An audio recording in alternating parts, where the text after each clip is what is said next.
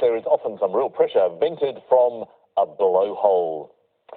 Well, David, I'm not sure about pressure, but every now and then my brain certainly gets filled with fog, and, I have to make sure that it disperses before the show begins. Not always successfully, but occasionally. But, fog, some interesting stuff going on. Yeah, interesting word, such a simple word, and yet it has quite a complicated backstory, and also a lovely application in grammar as well. The word itself is most likely, in fact, definitely linked to Norwegian origin, fog long. And fog long is actually not the mist or the sort of opacity of air, but it's the wet grass that is lying around on damp, low-lying ground. And in fact, that is often where fog collects. And if you think of floodplains or something in a valley, it usually is lying along the river there. So it's that damp grass, actually, that is the origin of the word fog itself. But the fog index has got nothing to do with visibility of air and everything to do with clarity of writing. It was a concept developed in the 1950s by an American businessman called Robert Gunning. And he essentially used this index, it's an algorithm, to measure how clear communication is on the page. So he would take 100 words, just a block of text, and he would then measure the number of sentences, the length of sentences, the complication or the sort of complexity of the words that were used. He also started to measure more and more the use of the passive voice versus active voice. In simple terms, it's where the subject of the sentence is acted upon versus the subject doing the acting. And in a sort of grammatical joke, if you like, is that the bar was walked into by the passive voice. So, okay, yeah, I'm with you. But when I was teaching writing at university, I used a different index. I called it the me-go index, which is my eyes glaze over. If I'm not enjoying a piece of writing, then the me-go index climbs quite sharply. Well, I hope they're not glazing over any time tonight. No. Okay, lovely stuff. Thanks, David. Thank you. Let's have a look at our scores. Mark is on 8, Simon on 22. And a few more letters, please, from you, Mark. Can I start with another consonant, please, Lily? Thanks, Mark. T. Yeah, and another? F. Then I'll have a third one. B. And a fourth one. R. Keep it going for a fifth one. D. Now I'll have a vowel, please. E. And another vowel, please, Lily. O. Yeah, and another one, please, Lily. I. And finish with another vowel, please. And last letter, A. 30 seconds on the clock.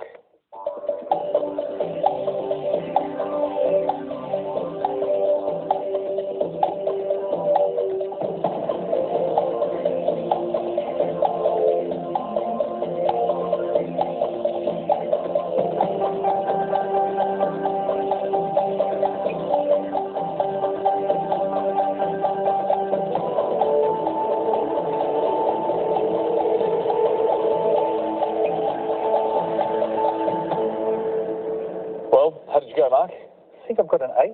Sounds good, Simon. An 8 for me as well. Let's begin with yours. Debitors. Thank you. Mark? Broadest. Sounds a little more straightforward for an 8. What do you think of debitors, David? Well, it's let's see what the Macquarie Dictionary thinks about it. I'm perfectly fine with broadest, that being a one-syllable adjective, can take a clean superlative suffix, but debitors is the question. And debit is listed, of course, but not debitor, I'm afraid, Simon, so can't award you the points there. There's not just broadest, but also boardies, the summer wear, and asteroid. Another 8 there, Richard. So, some very nice 8s indeed, and Mark scored one of them. Let's keep these letters rolling, and Simon, your choice. Lily, could I start with a vowel, please? Thanks, Simon. E. And another vowel? U. Another vowel, please. Another E. And I'll switch to a consonant. C. One more consonant, please. L. Another consonant, thanks.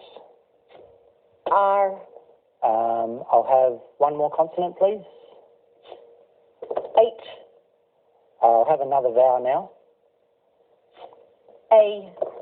And I'll finish with a consonant, please. And last letter, T. Time starts now.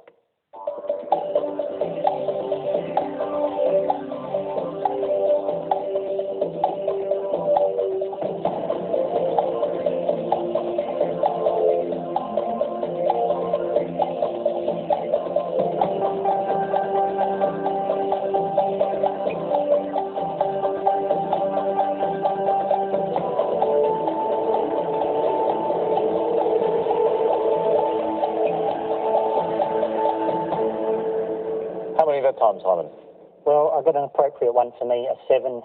Okay, and Mark? I might follow with 7 too, please. 7? Let's begin with yours. Cheetah. Okay, and Simon? Mine was my profession, a teacher. Okay, yes, I was wondering why it was appropriate. Now we see why. Yeah. No problems with those, David? None with teacher. I do need to double check cheater because one who cheats is a cheat and a cheater. Well done, Mark. Excellent play. What did you find here? Well, talking about the fog index in my days at university, I was often giving a lecture, and that's another 7 there. Excellent. And good scores for Simon and Mark, 7 each. Heading back to the numbers again, and actually, Mark, at the beginning of the show, you mentioned, a kitchen sink as being something that, yeah, that's right, that you quite like to maybe be able to use with the numbers here. How do you reckon you're going to best get to a kitchen sink? What combo do you think might do it? That'd be a double-bowled sink, please. 2 large and 4 small, please. 2 large and 4 small. Thanks, Mark. And Mark, if I ever stay in your cave, I think I'll bring my own kitchen sink. And our numbers 6, 5, 7, 2, and the 2 large, 75 and 100. The target to reach is 380. BYOKS.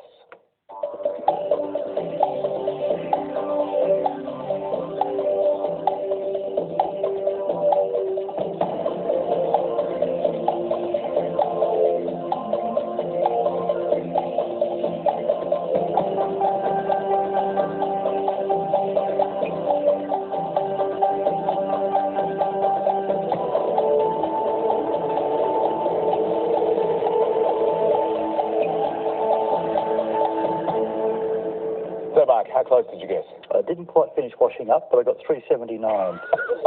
You got very close to the last little bit of washing up there, just one away. Simon? I think I got to 380. So that means that everything has been beautifully dried after it's come out of the sink. How did you do it? Okay, Lily, I started with 5 times 75. 5 times 75 is 375. 375. Take away 2 and add 7 is 380. 380. Well done, Simon. No problem there. Well, it's not exactly a kitchen sink, but it's a very good job of doing the washing up. Yeah, it's perfect. And perfect with the score. 10 points for Simon. So Mark now on 23, Simon on 39, as we head for another break and another word mix for you. This time it's chin roll. And the clue, a summer smell. Back very soon.